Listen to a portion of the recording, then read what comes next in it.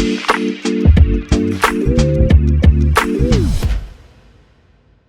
all time that you're quite familiar with, Ivan, Nick Saban, locking in a contract extension to ruin my third Saturdays in October for the foreseeable future, where he will still be the head coach of Alabama. He kind of left the breadcrumbs a little bit, and I think we talked about Saban at length because you had a really good column, I guess this was over a year ago now, on Saban and his longevity and what he's going to do. And it's not a surprise.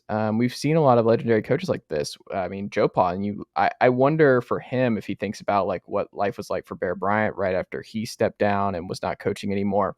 And I think you see this a little bit with Greg Popovich in San Antonio, where a lot of people from the outside, they ask, are like, why are you still doing this? Or Lee Corso, why are you still doing College Game Day? You don't have to do College Game Day anymore.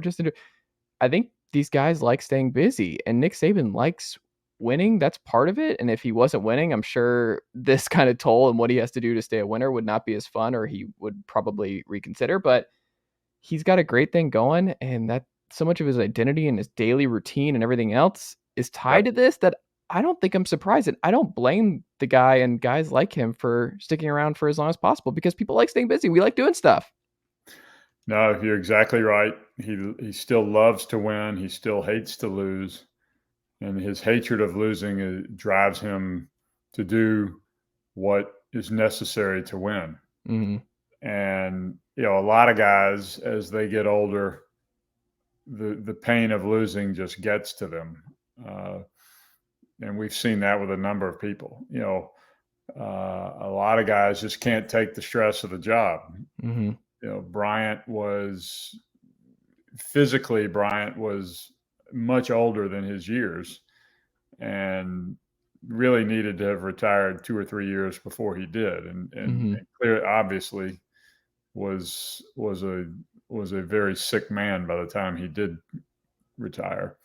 So Saban's in good health. He doesn't, as the old joke goes, he doesn't get ulcers, he gives them.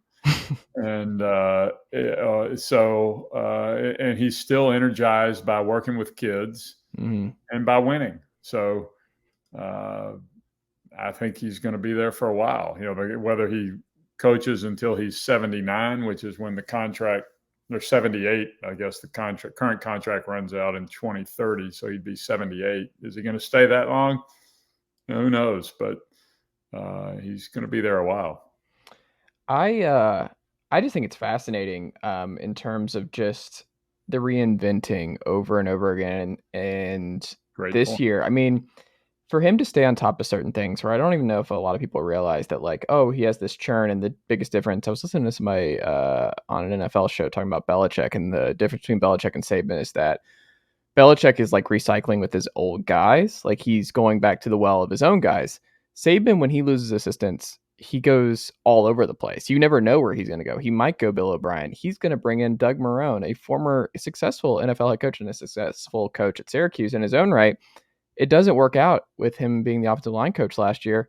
And he's like, all right, I'm just going to, like, you're out of here. And I'll just go get the Kentucky offensive line coach and we'll just bounce right back. I mean, I think those are the little things under the radar that I think the casual college football fan doesn't even realize, that, like, he integrates folks from all over the country and just gets them all on the same page, when I think that is significantly more difficult behind the scenes than I think anyone would believe. Is that fair? Well, it's fair. And the one point I would add is that he does bring guys back, who left, and a couple of guys he's brought back twice.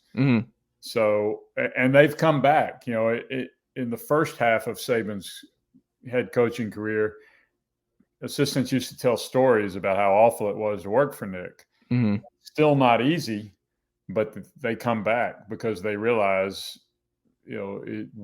they're going to have everything at their disposal to be the best, to make the kids the best they can be. And that's a price they decide they're willing to pay to have those tools at their ready. So it's remarkable. I wish he would be a little more open in showing us and allowing us to talk to his assistants to see what it's like. But I guess that story will come out. Those stories will begin to come out someday. Do you still guess that he winds up on like College Game Day or something after it's all said and done, or the fact that he did push this contract to 2030? That when he's done, and he's going to Lake Burton, or is he Lake Burton? I He's think he was Lake like, Burton, yeah, yeah. Lake Burton.